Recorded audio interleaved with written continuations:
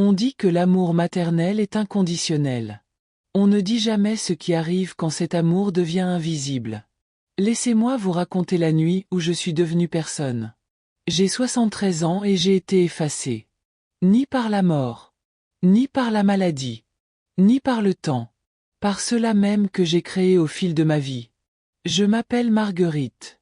J'habite un petit appartement à Lyon, là où le Rhône rencontre la Saône, là où deux fleuves ne font plus qu'un. Je trouvais ça magnifique. Maintenant, je sais que parfois les fleuves se perdent. Cette histoire commence par une invitation à dîner. Elle se termine par un testament. Mais d'abord, laissez-moi vous parler de l'odeur de la lavande. Je garde de la lavande séchée dans le tiroir de ma chambre. Ma grand-mère me l'a apprise. Elle m'a dit qu'elle m'apportait des rêves paisibles. Chaque matin, quand je m'habille, cette odeur s'élève comme une prière. Douce, ancienne, pleine d'espoir. Ce mardi matin-là, la lavande semblait plus forte. Je l'ai pris pour un signe. Mon fils, Philippe, avait appelé la veille. « Maman », dit-il d'une voix chaleureuse comme lorsqu'il était petit et avait besoin de réconfort. « Veux-tu venir dîner jeudi ?» Isabelle prépare son fameux coq au vin. Mon cœur bondit. Un cœur stupide et impatient. Cela faisait 3 mois que je n'avais pas vu mes petits-enfants. 3 mois de projets annulés, de visites reportées, d'excuses enveloppées d'inquiétude. On ne veut pas te fatiguer, maman. Les enfants ont été tellement occupés avec l'école. Peut-être que la semaine prochaine serait mieux. Mais là, c'était différent. J'avais l'impression de rentrer à la maison. J'ai passé la journée de mercredi à me préparer. J'ai repassé ma plus belle robe bleue, celle que Philippe m'avait complimentée il y a des années. J'ai poli mes perles. J'ai acheté une bouteille de Côtes-du-Rhône, leur préférée. J'ai dépensé 20 € que je n'avais pas pu dépenser pour un puzzle pour la petite Emma. Un truc avec des chevaux, parce qu'elle adore les chevaux. Jeudi, je suis arrivé vêtu de la pluie de septembre. Des nuages gris s'accumulaient comme des questions que je ne voulais pas poser. Je suis allé chez le fleuriste. J'ai acheté des chrysanthèmes blancs, les préférés d'Isabelle. La vieille dame derrière le comptoir a souri. Pour une occasion spéciale. Un dîner en famille, ai-je dit. Elle les a emballés dans du papier crème avec un ruban argenté. Comme c'est beau. Comme c'est beau, a-t-elle dit. Je le pensais aussi. 16h30. Je disposais les fleurs dans de l'eau, les gardant fraîches pour la soirée. Mon téléphone a vibré contre le comptoir de la cuisine. Le nom de Philippe s'est affiché à l'écran. Ce léger frisson de joie familier. Maman, je suis vraiment désolée. On doit annuler ce soir. Les mots ont fait l'effet d'une douche froide. Annuler. Mais pourquoi? Tout le monde va bien? Isabelle ne se sent pas bien. Et les enfants? Ils sont en train d'attraper quelque chose. On ne veut pas risquer de vous rendre malade. Il y avait de l'inquiétude dans sa voix. Sincère. Protecteur. Oh, mon Dieu. Je peux faire quelque chose. Je pourrais apporter de la soupe. Non, non. Reposez-vous. On reprogrammera bientôt. Promis. Je fixais les chrysanthèmes. Des pétales blancs comme de petits nuages. Bien sûr. Prends soin de ta famille. Je t'aime, maman. Je t'aime aussi. La ligne s'est coupée. Je me tenais dans ma cuisine, entouré des preuves de mon espoir. Le vin. Le puzzle. Les fleurs qui faneraient au matin. Quelque chose me serrait la poitrine. Pas de déception, j'avais appris à digérer ça. Autre chose. Le doute. Les mères développent un 6e sens. On apprend à lire les espaces entre les mots, les hésitations avant les réponses. On devient les archéologues des vérités de nos enfants. On balaie les couches de protection pour trouver ce qui est vraiment enfoui en dessous. La voix de Philippe était fausse. Pas l'inquiétude, elle était réelle. Mais sa texture. Sa façon de dire « malade », comme s'il lisait un texte. La pause avant « les enfants ». J'avais déjà entendu cette pause. Quand il avait 7 ans et qu'il prétendait avoir perdu ses devoirs. Quand il avait 16 ans et qu'il disait qu'il serait rentré à minuit. Quand il avait 23 ans et qu'il m'avait promis de rembourser l'argent emprunté. Mon instinct avait été bon. Il criait maintenant.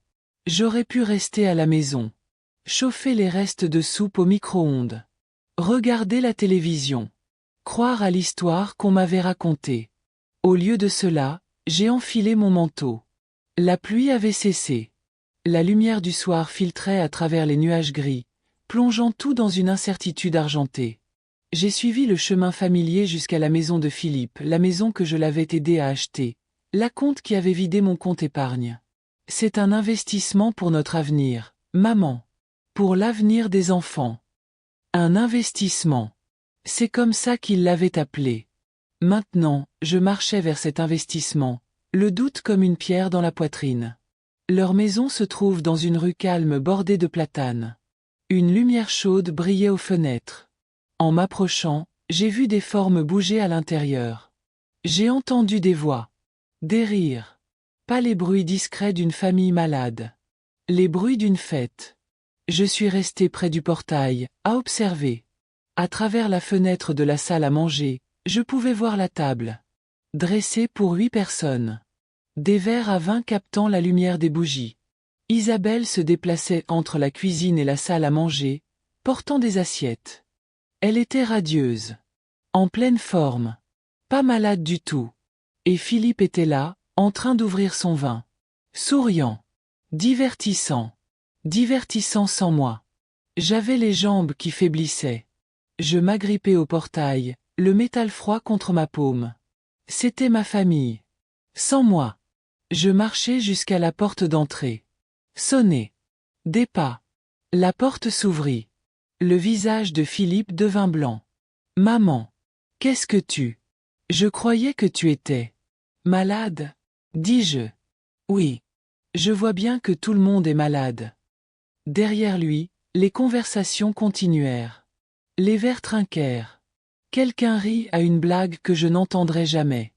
Maman, s'il te plaît. Laisse-moi t'expliquer. Expliquer quoi? Que tu as menti. Que tu vas parfaitement bien. Que tu prends le dîner que tu as annulé avec moi. Il sortit et referma la porte derrière lui, protégeant ses invités de la scène que je pourrais faire. Ce n'est pas ce que tu crois. Qu'est-ce que c'est alors? Il baissa les yeux. La pluie avait laissé de petites flaques sur l'allée. La famille d'Isabelle est en visite. Son frère et sa femme. Ses parents. C'est compliqué. Compliqué comment? Il te trouve. Il n'arrivait pas à terminer. Il me trouve quoi, Philippe? Difficile. Exigeant. Il te trouve trop impliqué dans nos vies. Chaque mot était un petit couteau. Alors tu les as choisis plutôt que moi. Il ne s'agit pas de choisir. Il s'agit de maintenir la paix. D'éviter les tensions. Des tensions. Comme si ma présence était un système météorologique qui apportait des orages. Qui est à la porte? Appela une voix de l'intérieur. Isabelle apparut à côté de Philippe. Son sourire se figea en me voyant. Oh! Marguerite! Je pensais. Philippe ne t'avait-il pas dit qu'on devait annuler? Il l'a fait. Mais j'étais inquiet. J'ai apporté de la soupe. Je brandis la thermos que j'avais récupérée à la maison, un accessoire pour mon mensonge. C'est très gentil, mais on va bien. Vraiment. Juste une soirée tranquille. Ça n'a pas l'air calme. Quelqu'un à l'intérieur m'a interpellé d'une voix taquine. Philippe, qui est-ce? Personne d'important? Le visage de Philippe est devenu rouge. Ce n'est personne, a-t-il répliqué. Juste une livraison. J'arrive. Personne.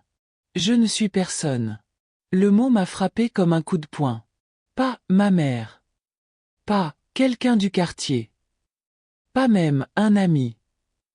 Personne. Isabelle lui a touché le bras. Philippe, ce n'est pas. Mais le mal était fait. Le mot est resté suspendu entre nous comme de la fumée. Personne. Je suis resté là, mon thermos de soupe à la main, vêtu de ma plus belle robe, portant des fleurs qui mouraient ce soir. Et j'ai compris. Ce n'était pas la première fois. C'était juste la première fois que je le voyais clairement. Les projets annulés. Les visites écourtées. La façon dont les conversations s'arrêtaient quand j'entrais dans les pièces. La façon dont il me souriait comme si j'étais un enfant à gérer. Depuis combien de temps n'étais-je personne? Depuis combien de temps étais-je le dérangement qu'ils toléraient par obligation? J'ai repensé à tout l'argent que je leur avais donné. Le babysitting pendant leurs vacances. Le temps que j'avais passé pendant leur congé maladie à m'occuper des enfants pendant qu'ils travaillaient. Les cadeaux de Noël que j'avais achetés avec ma retraite. Les anniversaires que j'avais organisés. Les repas que j'avais cuisinés. Tout cela rendu insignifiant par un seul mot. Personne. J'aurais pu pleurer. J'aurais pu exiger des explications. J'aurais pu faire la scène qu'ils redoutaient. Au lieu de cela, j'ai fait quelque chose qui m'a surprise, moi aussi. J'ai souri. Tu as raison, ai-je dit. Je ne suis personne. Et personne ne part maintenant. Je me suis retourné et je suis parti. Derrière moi, j'ai entendu Isabelle dire « Philippe, tu devrais la suivre. » Mais il ne l'a pas fait. Personne n'est suivi. Je suis rentré chez moi à travers des rues désertes. Le parfum de lavande dans ma chambre s'était estompé. J'ai jeté les fleurs à la poubelle. J'ai rangé le vin dans le placard. J'ai emballé le puzzle et je l'ai laissé près de la porte pour qu'il soit récupéré par une association caritative. Puis je me suis assise à ma table de cuisine et j'ai fait une liste. Ni de griefs, ni de blessures. Une liste de tout ce que je leur avais donné. Acompte pour la maison, 15 000 €. Aide mensuelle pour le prêt immobilier, 300 €. Cadeaux d'anniversaire et de Noël, en moyenne 200 € par an, multiplié par 8 ans. Babysitting, un nombre incalculable d'heures. Abonnement Netflix qu'ils utilisaient, 12 € par mois. Forfait téléphonique incluant leur ligne, 20 € par mois. Courses lors de leur visite, 50 € par mois. Réparation de voitures que j'avais payées, 400 €. Fonds de vacances auxquels j'avais contribué, 500 €. La liste était longue. Je ne comptais pas les points par vengeance. Je comptais pour plus de clarté. Je n'étais personne qui avait tout donné. Je ne les ai pas appelés. Pour la première fois en 8 ans, je n'ai pas appelé pour prendre des nouvelles des enfants. Je n'ai pas posé de questions sur l'école. Je n'ai pas proposé d'aider aux devoirs par téléphone. Je n'ai pas envoyé mon habituel SMS du mercredi pour m'enquérir de leur projet de week-end. Je n'ai pas répondu aux photos qu'Isabelle envoyait occasionnellement au groupe de discussion familiale. Je suis devenu le « moins que rien » qu'il m'avait donné. Et dans ce silence, quelque chose d'intéressant s'est produit. Ils ont remarqué. 3e jour, Philippe a appelé. « Maman, ça va? Tu n'as pas appelé. » « Je vais bien. »« Tu as l'air différente. »« Et moi? »« Tu es en colère à cause de jeudi. »« Pourquoi serais-je en colère? C'était juste un malentendu. »« Bien. Bien. Alors, ça va? On est exactement comme on a toujours été. » 7e jour, Isabelle a appelé. « Marguerite, les enfants demandent des nouvelles de grand-mère. Quand viens-tu me rendre visite? » « Je ne sais pas. Je suis très occupée ces jours-ci. »« Occupée par quoi? »« Je vis ma vie. » 10e jour, Philippe, encore. « Maman, j'ai repensé à ce qui s'est passé. On devrait peut-être parler. »« De quoi? »« Tu sais. L'histoire du dîner. »« Et alors? » ?»« Je crois qu'il y a eu un malentendu. »« Pas de malentendu. Tu as été très clair. Je n'étais personne. Je ne voulais pas dire. Tu pensais exactement ce que tu as dit. J'ai résilié l'abonnement Netflix. J'ai appelé l'opérateur téléphonique et supprimé leur ligne de mon forfait. J'ai arrêté les virements mensuels sur leur compte. Quand Philippe a appelé, paniqué, j'ai expliqué calmement. J'ai un revenu fixe. Je dois gérer mon budget plus soigneusement. Mais maman, tu sais qu'on dépend d'eux. Personne ne dépend de personne. J'ai vendu les bijoux que j'avais gardés pour Isabelle. Je me suis abonné au Théâtre National Populaire. Des abonnements. Au premier rang. J'ai rejoint un club de lecture à la bibliothèque municipale. Des femmes de mon âge qui lisaient de la philosophie, discutaient de politique et riaient aux blagues que leurs enfants ne comprenaient pas. J'ai commencé à prendre des cours d'aquarelle. Ma professeure, une femme nommée Claire, m'a dit que j'avais l'œil pour capturer la lumière. Pour la première fois depuis des années, je devenais quelqu'un. 3 semaines après le dîner qui n'a jamais eu lieu, Philippe a appelé à 7 h du matin. « Maman, il faut qu'on parle. Tu peux venir? Sa voix était différente. Forcée. Effrayée. De quoi? S'il te plaît. Juste, tu peux venir? Je l'ai trouvé dans sa cuisine, entouré de papiers. Factures. Relevés bancaires. Documents hypothécaires. On a des problèmes, a-t-il dit. Quel genre de problème? Financier. Le remboursement du prêt est dû, et on est à court d'argent. Isabelle est en arrêt de travail depuis son accident. Quel accident?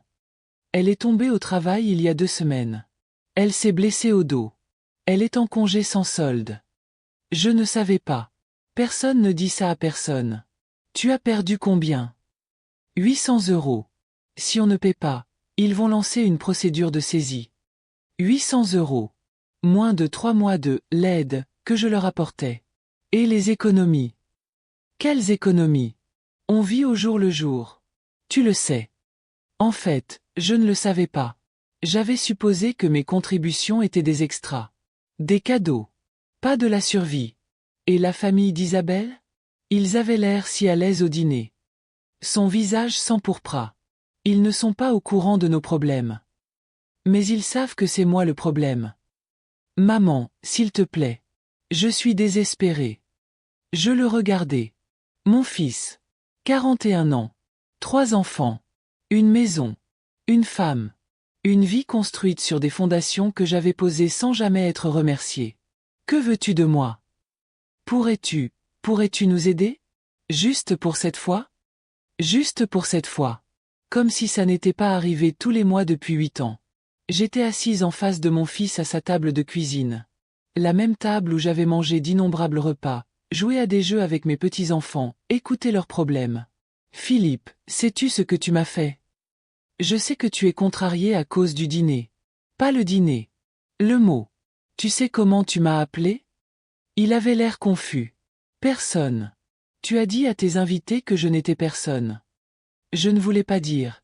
J'essayais juste de... Essayer de quoi? Les protéger de moi? Te protéger de moi? C'est compliqué. Non, ce n'est pas le cas. Tu étais gêné par moi. Tu me trouvais gênant. Alors tu m'as effacé. Ce n'est pas vrai. Alors pourquoi n'as-tu pas dit à la famille d'Isabelle qui j'étais? Pourquoi ne savent-ils pas que je t'ai aidé à acheter cette maison? Pourquoi ne savent-ils pas que je te soutiens depuis des années? Parce que tu as honte. Pas de moi. Les larmes lui montèrent aux yeux. Maman, s'il te plaît. Je t'envoie de l'argent tous les mois. J'ai été ta babysitter gratuite. J'ai été ton fonds de secours. J'ai été ta mère. Et en retour, tu as fait de moi personne. Je suis désolée. Vraiment? Ou es-tu juste désolée d'avoir besoin de moi maintenant? J'aurais pu partir. J'aurais pu les laisser perdre la maison.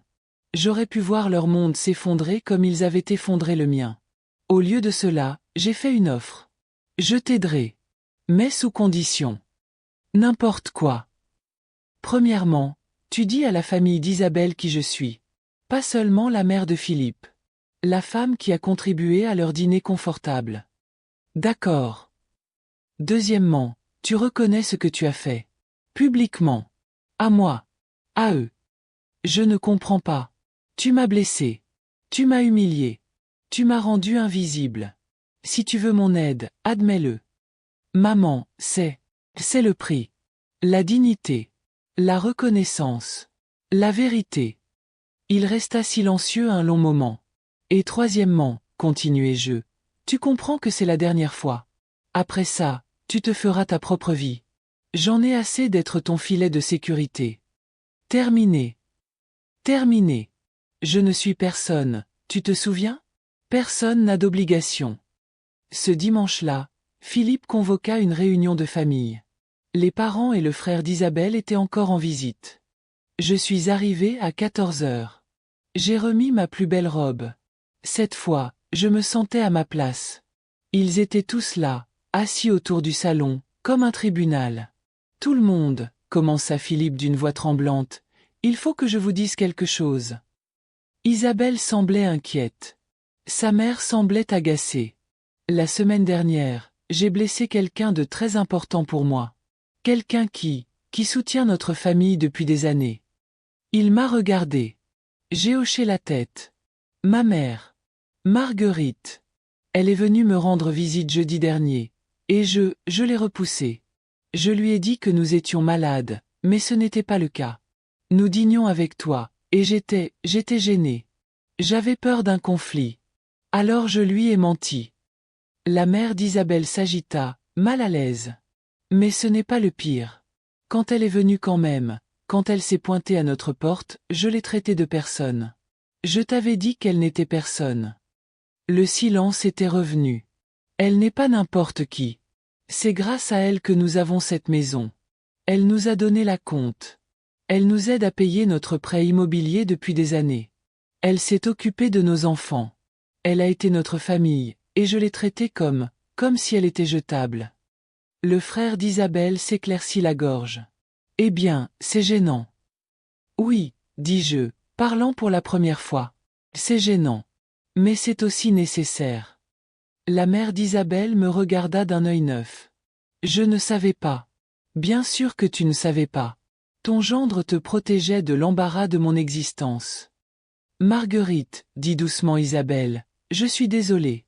J'aurais dû dire quelque chose. Oui, tu aurais dû. Mais tu ne l'as pas fait. Tu es resté planté là à le laisser m'appeler personne. Il y a autre chose, dis-je. Quelque chose que vous devez tous savoir. Je fouillai dans mon sac et en sortis une enveloppe. La semaine dernière, je suis allé chez le notaire. J'ai réécrit mon testament. Le visage de Philippe devint blême. Philippe, Isabelle, vous n'êtes plus mes héritiers. Maman, que dites-vous? Je dis que personne ne laisse rien à personne. J'ouvris l'enveloppe et lus. Moi, Marguerite Dubois, saine de corps et d'esprit, je lègue par la présente l'intégralité de mes biens aux organismes suivants. 50% à l'Association pour l'aide aux personnes âgées de Lyon, 30% à la Fondation pour les mères célibataires et 20% au refuge animalier local. Vous n'êtes pas sérieuse, murmura Isabelle. Je suis tout à fait sérieuse. Mon appartement, mes économies, mes droits à la retraite, tout va à des personnes qui comprennent la valeur de la dignité. Mais les enfants apprendront quelque chose de précieux. Ils apprendront que les actes ont des conséquences. Ils apprendront que l'amour n'est pas inconditionnel. Ils apprendront que les grands-mères sont des personnes, pas des commodités. La salle explosa. La mère d'Isabelle fut scandalisée. Son frère calculait. Philippe était dévasté. C'est du chantage, dit la mère d'Isabelle. Non, répondis-je. C'est la justice. Pendant des années, j'ai donné sans recevoir. Soutenir sans être soutenu. Aimer sans être aimé en retour. J'en ai marre. Mais si tu nous aides maintenant, vas-tu modifier le testament? Demanda Philippe. Non. Le testament est toujours valable. Que je t'aide ou non, tu ne reçois rien de moi à ma mort. Alors pourquoi nous aiderais-tu? Parce que contrairement à toi, je tiens mes promesses. J'ai dit que j'aiderais, alors je le ferai. Mais c'est la dernière fois. Je leur ai fait un chèque de 800 €. Je l'ai posé sur la table basse. C'est l'adieu à l'ancienne relation. Si tu en veux une nouvelle, il faudra la mériter. Je n'ai pas eu de leurs nouvelles pendant un mois. Ce mois-là, je me suis épanouie. J'ai peint des aquarelles du Rhône au lever du soleil. J'ai rejoint un groupe de randonnée pour seniors. J'ai commencé à faire du bénévolat au refuge pour animaux que j'avais inscrit dans mon testament. Je me suis fait des amis. De vrais amis. Des femmes qui me voyaient comme quelqu'un. Marie, divorcée depuis 20 ans, a créé sa propre entreprise à 60 ans. Françoise, qui a élevé seule 5 enfants et qui parcourt désormais le monde. Antoinette, qui a été enseignante et qui donnait encore des cours particuliers gratuitement à des enfants d'immigrés. Des femmes qui ont été rejetées, ignorées, sous-estimées. Qui ont riposté et gagné. Des femmes qui ont compris qu'il faut parfois casser les choses pour les réparer. 6 semaines après la réunion de famille, j'ai reçu une lettre. Pas un SMS. Pas un appel. Une lettre manuscrite. De Philippe. Chère maman, j'ai réfléchi à ce que tu as dit. À ce que j'ai fait. À qui j'ai été en tant que fils. Tu as raison. J'étais gêné. Pas de toi, mais de moi-même. De mes échecs. De ma dépendance. J'ai laissé la famille d'Isabelle croire que j'étais une personne accomplie, indépendante, capable. Je ne voulais pas qu'ils sachent la vérité. La vérité, c'est que j'ai été un échec. En tant que mari, en tant que père, en tant que fils. J'ai vécu de ta générosité tout en m'attribuant le mérite de mon propre succès. Je n'attends pas de pardon. Je n'attends pas de toi que tu changes ton testament. Je veux juste que tu saches que je te vois maintenant. Je vois ce que tu as donné, ce que tu as sacrifié, ce que tu as enduré. Je vois que tu es quelqu'un. Quelqu'un d'important. Quelqu'un de précieux. Quelqu'un que j'ai rejeté parce que j'étais trop fière pour admettre que j'avais besoin de toi. Je suis désolée. Non pas parce que j'ai besoin de ton aide, mais parce que je t'ai blessé. Parce que je t'ai fait sentir petit alors que tu es la personne la plus importante de ma vie. Si tu me le permettais, j'aimerais réessayer. Être ton fils. Pas à ta charge. Pas un fardeau. Ton fils. Avec amour et respect, Philippe. J'ai lu la lettre 3 fois. Puis je t'ai répondu. Cher Philippe, merci pour ta lettre. Il m'a fallu du courage pour l'écrire. J'accepte tes excuses. Mais je veux que tu comprennes une chose. Les excuses ne sont pas magiques. Elles n'effacent pas la douleur. Elles ne restaurent pas la confiance. Elles ne sont que la première étape d'un très long voyage. Si tu veux redevenir mon fils, voici ce que cela signifie. Tu me rends visite. Régulièrement. Pas quand tu as besoin de quelque chose. Pas quand ça t'arrange. Parce que tu veux me voir. Tu m'inclus. Dans ta vie, dans tes projets, dans ta famille. Pas en dernier recours. Pas par commodité. Comme une personne qui compte. Tu me respectes. Mon temps, mes sentiments, mes limites. Tu ne me mens pas. Tu ne te caches pas de moi. Tu ne me fais pas disparaître. Tu grandis. Tu assumes tes choix, tes échecs, ta vie. Tu cesses de dépendre de moi pour résoudre tes problèmes. Si tu peux faire ça, alors oui, on peut réessayer. La volonté ne change pas. Ce n'est pas une question de punition. C'est une question de priorité. Mon argent ira à ceux qui en comprennent la valeur. Mais mon amour est toujours là. Si tu le veux. Si tu es prête à le mériter. Ta mère, Marguerite. Il est venu le dimanche suivant. Seul. Il a frappé à ma porte à 2 heures précises. Maman. Philippe. Il paraissait plus âgé. Plus mince.